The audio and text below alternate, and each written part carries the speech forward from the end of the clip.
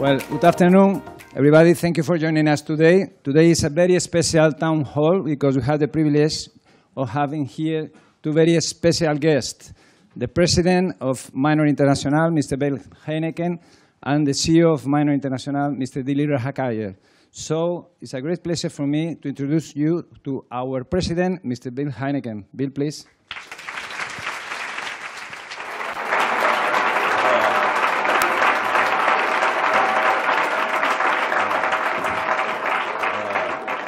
Thank you very much. It's really my honor to be here. I'm not sure that you need to be honored to be seeing me, but I'm here because, as you know, we've acquired now 94%. But I want to emphasize to each and every one of you that this is not a takeover. This is a merger of two great companies. I'm very proud of Minor, but I'm equally proud of NH, which I've come to learn a great deal about. Ramon has helped me, Alfredo has helped me to understand the business that you have created and have developed over the years. And you know, many people have speculated that we're buying this because we want your assets or we want your earnings because you're bigger than we are in terms of hotel. But actually what I want is I want the people, because for us this is the greatest challenge, is to have enough great people to drive the combined companies, the hotel companies together going into the future. And in one fell swoop, we've been able to acquire some of the most talented people in Europe with NH. And that to me is the most important thing. It's not the hotels and it's not the earnings. It's really the people. Those are the assets that go up and down in the elevator every morning. And those are the most important ones to us. So with that, I can only, again, emphasize how excited I am about this opportunity to go forward.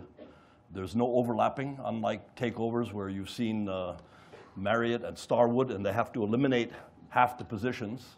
There's no elimination of positions. As a matter of fact, we are desperately seeking to be able to take some NH staff to help us in our headquarters, and we're hopeful that Ramon, with his wide range of contacts, can recruit more talented people here in Europe, which is a bigger market than even our market in Asia. But as I mentioned, there's no overlapping. We want more people. We need more people. We want to expand in both our geographies. We cover Australia, Asia, Africa, and the Middle East, and you cover, of course, Europe and South America. We also have made small acquisitions in the past. Nothing this big. This is the biggest acquisition we've ever attempted and been successful at. Previously, we acquired Oaks, which is about 50 hotels in Australia, and we acquired Tivoli, which is about 14 hotels. But in both cases, their corporate headquarters could have been covered by the 5 seats in the front row. So there was no people to acquire. We acquired assets, we acquired earnings. But in this one, we've acquired people. And that, to me, is the fantastic benefit that we have. So with that, I guess I'll leave you with Dillip. We'll fill you in on more details. But I really look forward to working with each and every one of you. And I hope to work even more closely with a few of you that will be taking on some dual responsibilities. And you know, we also look forward to being able to have you take over some of our brands, to overlook them in Europe. This is namely Anantara and Avani and Tivoli. But I want to re-emphasize that for us, it's not a question of rebranding any NH hotels, closing any hotels, or taking over any hotels. Anything that is done from here on out will be done by the NH management team as they choose whether they want to use Anantara, if they want to, or Avani, or Tivoli, or any of our brands. But the intention is to maintain the NH brands and how NH Collection and NH Hotels. And we see fantastic opportunities in China and other parts of the world where we operate. So under no circumstances do we want NH to diminish in any way. If anything, we want it to grow. So with that, thank you very much. And as we say in Thailand, Sawadee Krap.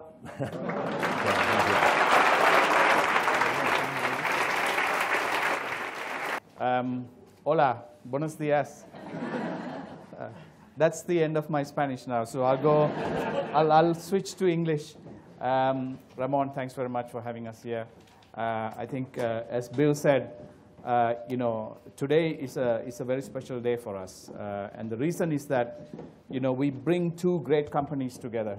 As you know, I'm not sure like how many of you guys know about Miner International, so I'm going to show you a very short presentation about Miner. So at least you understand where we come from. Even though I know you've dealt with some Asian shareholders before, like HNA, we're not HNA.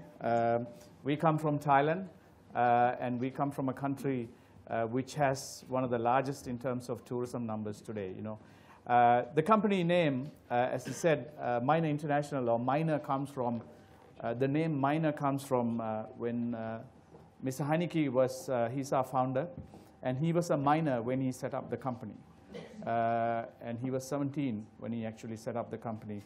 And this year we celebrated 50 years of this company. So I'm not going to tell you his age. I'm sure you can guess it. But I think that's how. 51. So that's where the name comes from. And I think I'll give you a very short presentation about Miner, so at least everyone here knows who we are, what we do. I think the great thing is, you know, our business is all about hotels. You know, we're not a financial investor. We're not coming in here like a fund. We're not coming in here like some of the previous shareholders you had in this company before. Our main focus is to bring the two great companies together. And as you can see in my presentation, today we do not overlap at all. Like, you know, there's only two countries we overlap. One is in Portugal and one is in Brazil. Because you have two hotels in Portugal, we have 12. And then in Brazil, you have one, and we have few. So apart from that, like, you know, we do not overlap. So in terms of the number of countries, we cover more than 60 countries, or almost 60 countries, or 55 in the world today, which is fantastic. So we bring, you know, 20,000 rooms, which is us. You know, you have 60,000 rooms as NH. And also the company names, you know, like we say, MH is Miner Hotels, NH is NH. So what we are creating today is a company which is MH or MNH square. Okay? So a company which will mostly people always say, you know, 1 + 1 makes 2, or 1 + 1 makes, in our case, I hope 1 + 1 will make 4. And that's our main intention. Like, and as Bill said, you know, it's all about the people. And you will see the culture of our company, which I will also introduce. And then, okay, let's go to the presentation then. Okay, so this is MH. It's not NH, because you know all about NH, and I'm sure you can teach us about NH in the future. And we are here to learn as well. But let me take you through about MH. So here we talk about 3 decades of success. And our success comes from people. We always say that the brands do not build the people. People actually build brands. You know, I think most hotel companies get it the wrong way around. They think it's the brand. But for us, you know, our main focus is the people. You know, people are the greatest assets in our business. Okay? So here you can say we talk about passion. You know, I talk about 3 Ps. You know, it's passion, people, passion, and performance. You know, when you have the right people in this company who love to work, who come to work in the morning and say, I really love to work for this company, and that's passion. And that passion delivers what we call customer obsession. And your customers are your guests. You know, and that creates, then that transfers into performance. And as you can see, in the last 3 years, you know, I think the last few years, NH performance has been fantastic. You know, your performance has been great compared to what's happened. I know you've gone through the GFC, or the global financial crisis, a few years ago. But I think if I can give you some consolation, we've gone through crises every year in Thailand. So we're quite used to it. You know, we have political crisis, we have the red shirt, we have the yellow shirt, we've had the SARS, we have bird flu, we had airport closures, we had the bomb. So every year we've gone through some crisis. So if there is no crisis in Thailand, we're worried. So we're quite used to it. So therefore, when we look at businesses, we're quite fast in terms of reacting to these crises, and we've always been the leader in terms of coming out first and coming out the best. And you can see that in our performance as well. And I'm sure many of you would have researched as to who we are today, and you would have found, like, when you look at our numbers and when you look at our brands, actually our brands are truly fantastic. And again, NH brands, what you have today, are truly amazing. So I think this is what, like Bill was saying, it's not coming together and saying, okay, we're going to rebrand NH hotels, or we're going to, no, absolutely not. We've never done that with any of our hotels. We've never done that with Oaks in Australia when we acquired. We've never done it with Tivoli. But if there is a business case where we feel, or where the team feels that there is going to be a value add to the customer, I'm sure we'll look at it. Okay? So our company profile. So you met this man 5 minutes ago. He is real. He's the one who founded this company, as I said, as a minor, and hence we are called minor. So we cannot get upgraded as major company. We're not a major because we're a minor, right? So even though we are today one of the largest global companies in the world, our name will remain as minor. And as Bill said, it's the brands do not build people, it's the people who build the brands. So what we are saying is it's all about our software. It's not about the hardware, because you can build great hotels, but you cannot build great people. If you don't have great people, even if you have the best hotel in the world, it will not make any money. Okay? So here we have different brands. As I said, we own some hotel brands like, say, Anantara, Avani, Elawana, Oaks, and Tivoli. We also have some third-party managed hotels as well. Like, say, for example, all the Four Seasons in Thailand, we own it. So today we have 3 Four Seasons in Thailand. We own the St. Regis, also in Bangkok. We own the JW Marriott in Phuket. And also we own a Radisson in Maputo, which is actually managed by these other brands. So we learn from other brands as well. We learn from the best, and we always try to become the best. Okay? So here, and then we have the spas as well. Under Anantara, we have a spa brand which is called Aqualis, Avani Spa, Elamis.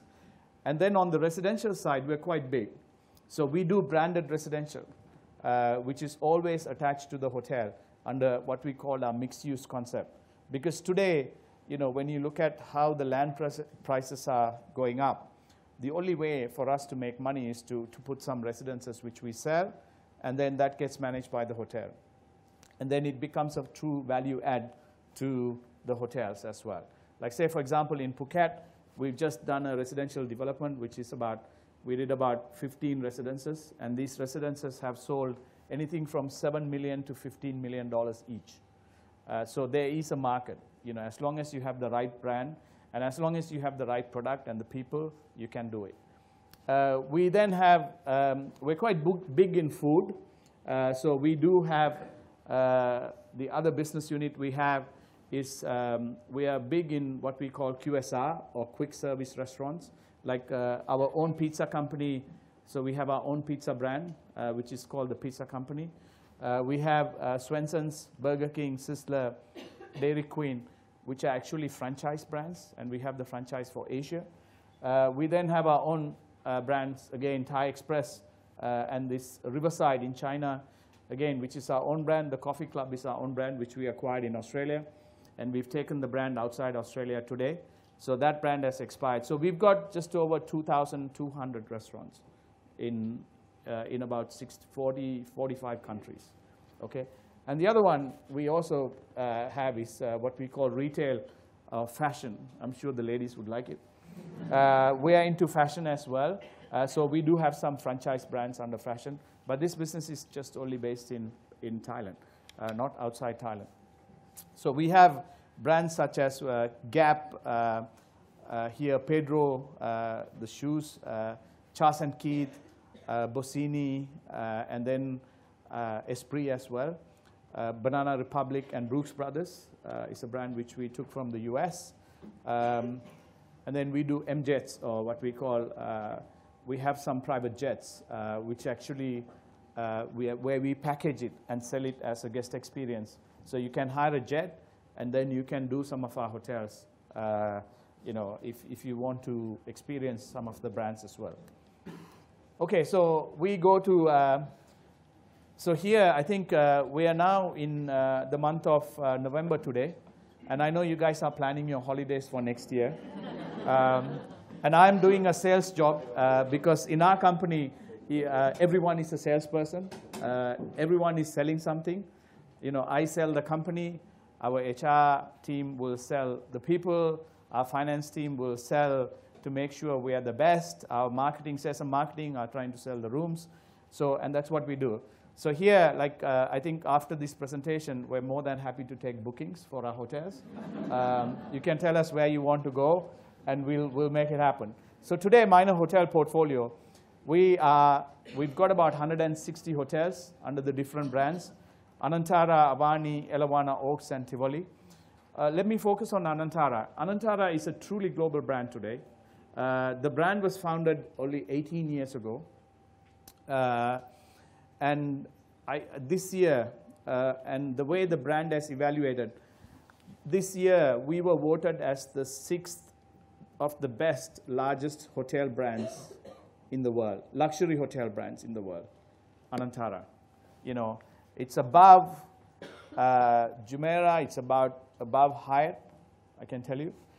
So it's above some of the other brands. So we were number 6 in terms of top luxury hotel brands in the world. This is a brand which is only 18 years old. This year, the Anantara brand, for example, in the Condé Nast Awards, we had the Condé Nast Awards. Out of the 40 awards, 26 of our hotels, we have 36, 37 Anantaras. 26 of our hotels got the awards. Middle East, they just announced the best hotels in Middle East last week. And out of our 10 hotels in the Middle East, the 5 of our hotels were the top 5. Right? Qasr Sarab, which is in the desert, was number 1. So we, in terms of the brand,